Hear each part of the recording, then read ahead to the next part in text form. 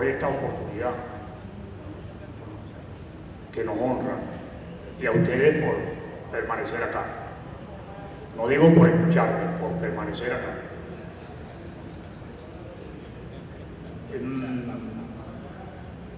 Bueno, me gustaría decir algunas cuestiones relacionadas con lo que entendemos, con el debido respeto a los otros aspectos, con lo que entendemos debe ser el buque insignia del proceso revolucionario, donde decimos estar comprometidos radical y colectivamente. Siempre se ha dicho que para que una revolución sea tal, debe privilegiar la educación en primer lugar. Y con mucho respeto a quienes tienen responsabilidades direccionales, nosotros tenemos algunas observaciones sobre el proceso desde el punto de vista educativo. Nosotros no entendemos, para ilustrar esas observaciones, por qué en este evento, por ejemplo, no están representantes de la esquina de Sala. No lo entendemos. Y cuenta hay veces, cuando vamos a eventos en la esquina de Sala, que se acepte la presencia de embajadores de la esquina del Chorro. Es decir, allí hay para nosotros una contradicción de fondo. Con el debido respeto, bueno, ya les ofrecí disculpas, si no me la dan, no importa. No entendemos esa solución de continuidad entre lo que algunos llaman la educación universitaria superior y lo que otros parecen llamar la educación media, diversificada, básica o inferior. Porque hasta donde entendemos, por ejemplo, con Aníbal Ponce, la educación es para la vida. Creemos que hay una falla enorme en la falta de continuidad de los proyectos en el ámbito educativo. Por ejemplo, aquí se intentó demostrar y se produjo abundante material durante los 5 años de la gestión del profesor Aristóbulo Iturria al frente del Ministerio de Educación, la concepción de la educación como un continuo humano. Eso se perdió en el tiempo y en el espacio, como la vieja serie aquella que veíamos algunos en la televisión en colores, es decir, en blanco y negro.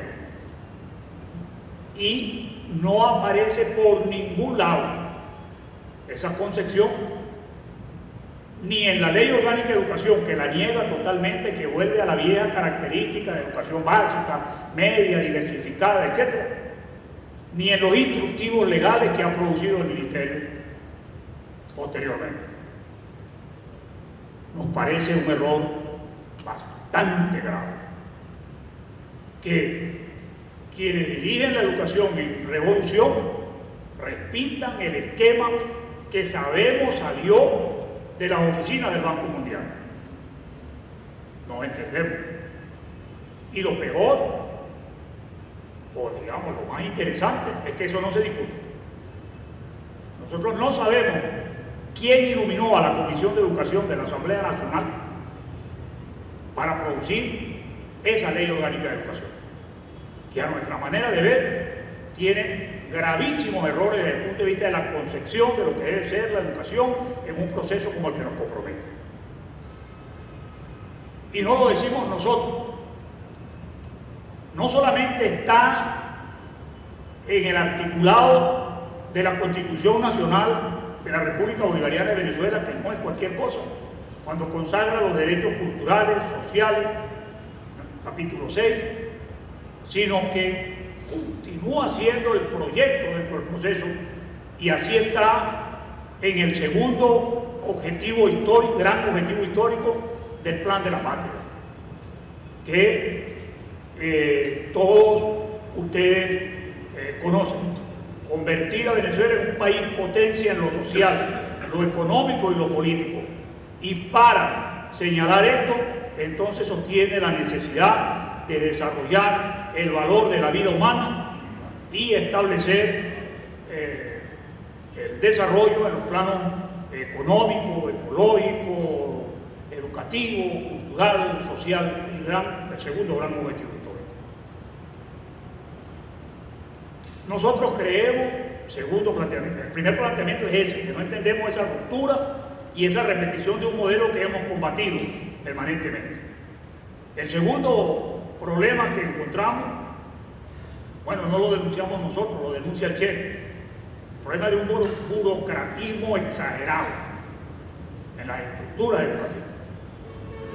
Un burocratismo exagerado que no permite que uno de los agentes más importantes del proceso educativo, como es el maestro, tenga participación directa en las iniciativas que se promueven como las iniciativas de mayor peso.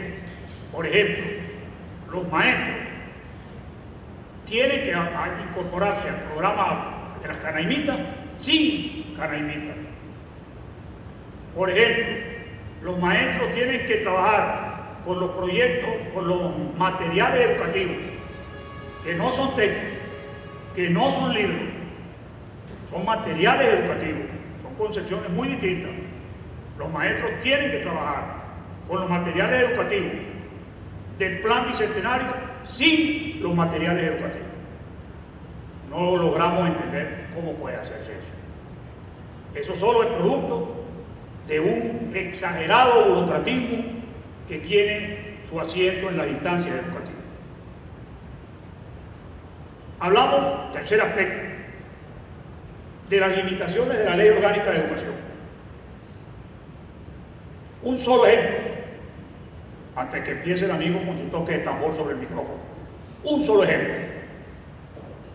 De la Ley Orgánica de Educación se desprende, de la simple lectura de la Ley Orgánica de Educación, 25 leyes especiales. ¿Cuántas se han hecho? Esto no es un problema de opción A o opción B. Ninguna. Ninguna. ¿A qué estamos jugando? Es la pregunta. La pregunta es, ¿a qué estamos jugando? Nosotros no podemos pregonar una revolución con prácticas que la niegan. Todos ustedes tienen que haber leído a un gran científico social que sostiene que lo que define a un revolucionario es la profunda coherencia entre lo que dice, entre lo que piensa, lo que dice y lo que hace, sobre las bases de un sólido compromiso social transformacional. Entonces, aquí estamos jugando en la pregunta.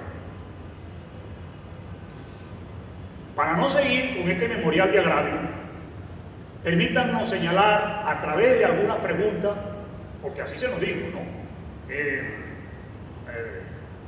Voces desde todos los lugares. Entendemos en primer lugar desde los lugares silenciados. Eso es lo que queremos hablar. De los maestros que probablemente no tienen la oportunidad de que un viceministro le dé la palabra. Con los problemas, es decir, los nudos, hemos señalado algunos. Y las propuestas, pero más que propuestas, nosotros queremos hablar de soluciones. Permítanos plantearlo preguntándonos. Por ejemplo, ¿se justifica en una revolución la existencia de tantos ministerios? Una pregunta que tenemos que hacer. ¿Sería una herejía, segunda pregunta, sería una herejía adelantar lo que se llamaría una reingeniería de la administración pública? Tercera pregunta. No estoy atentando contra la fuente de trabajo de ninguno, por si acaso. ¿Podríamos pensar en la organización de un solo Ministerio de Educación? Estamos pensando como revolucionario, la educación como proceso, la educación para la vida.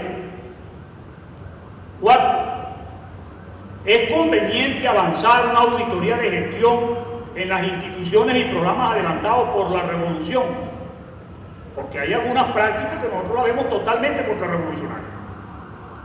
Ayer alguien se atrevió aquí y dijo que susto mediante se ganó de milagro, y a nosotros nos da la impresión de que y lo dijo esa misma persona, que los ministros del área de la economía estaban haciendo campaña por el candidato de la oposición. Porque ¿qué campaña sobrevive a una devaluación? Bueno, nosotros decimos que en la práctica educativa pareciera ser que desde los ministerios del área se está haciendo campaña para la oposición.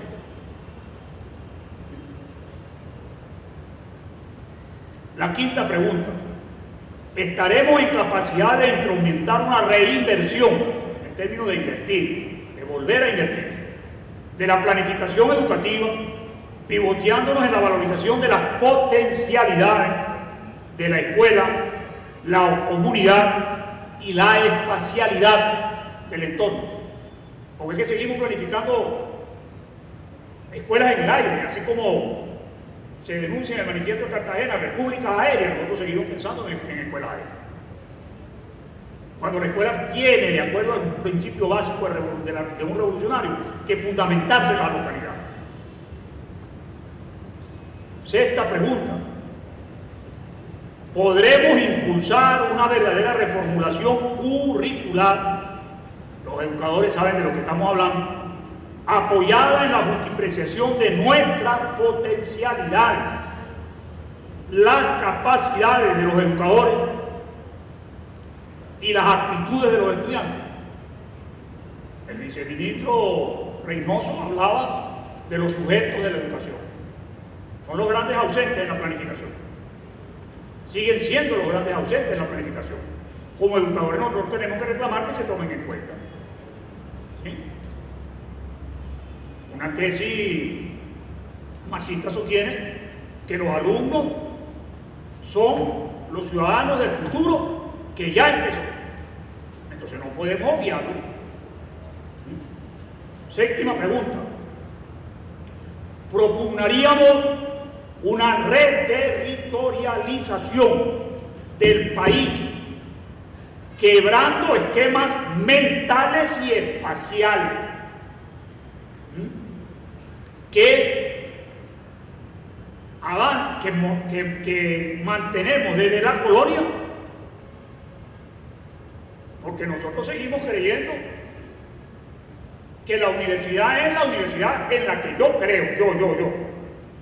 Nosotros hablamos de que un revolucionario tiene que ser modesto, pero cada uno de nosotros es un solo. Y ese es el problema, que nos estamos quemando entre todos. Nos estamos achicharrando entre ellos. Ese es el problema. Un verdadero educador tiene que avanzar desde la modestia, desde la sencillez, involucrándose con los problemas locales, de la escuela, de la comunidad. Se impone entonces que reterritorialicemos el país. Tenemos una propuesta, la de la reforma constitucional del año 2007. Nosotros pedimos que la releamos para que veamos cómo en los 15 artículos que propuso el presidente Chávez, disculpen que yo diga presidente, que yo soy civil, el presidente Chávez propuso 15 artículos, no los otros, que nos llevaron al barranco. Allí está la reterritorialización planteada. Por ejemplo, cómo se rescata la visión del espacio marítimo y continental que tenemos 500 años negando. Por ejemplo, cómo se rescata lo que llaman la Venezuela profunda, que seguimos ignorando en el arco en Costa Montaña, donde nos amontonamos todos. Se impone valorizar eso. Octava pregunta: ¿estaremos en capacidad de constituir centros de estudios disciplinados, sistemáticos, anti-vanidad? Alguien habló de la vanidatoteca, porque eso es lo que somos, que nos enseñen a crear cursos, a valorizarnos ¿ya? Y a tomarnos en cuenta como espacio desconocido. García Márquez lo dice en el premio de aceptación del premio Nobel. El estudiarnos con esquemas ajenos nos hace ser cada vez más solitarios, más desconocidos. No nos conocemos.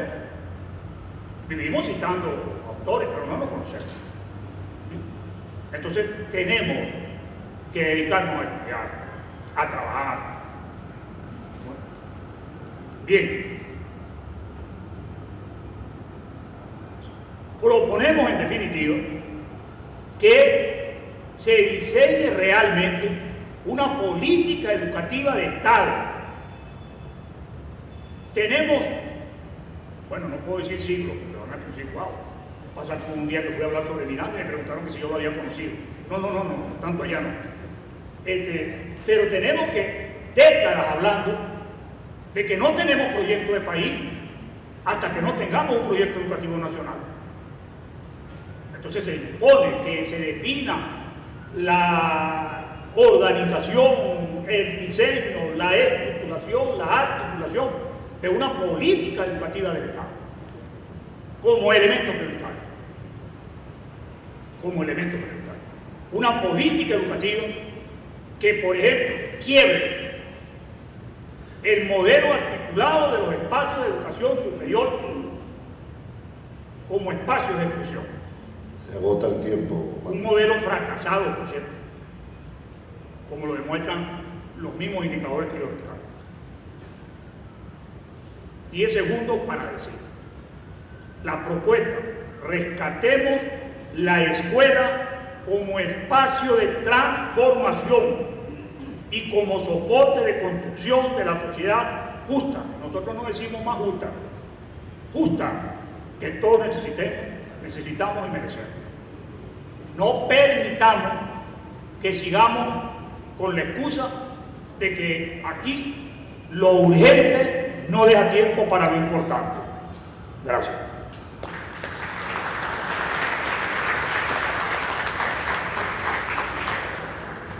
Gracias, Omar, maestro. Recordar que fue vicerrector. Te queda muy bien, te queda muy bien.